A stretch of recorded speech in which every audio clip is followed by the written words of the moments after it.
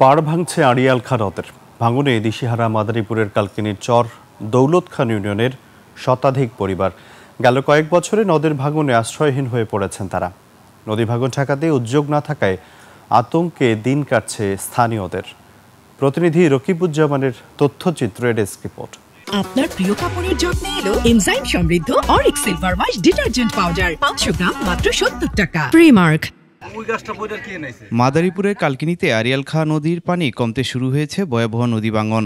ইতিমধ্যে চর দৌলত খান ইউনিয়নের শতাধিক ঘরবাড়ি, ফসলি জমি, দোকানপাট, বৈদ্যুতিক খুঁটি নদীগর্ভে বিলীন হয়ে গেছে।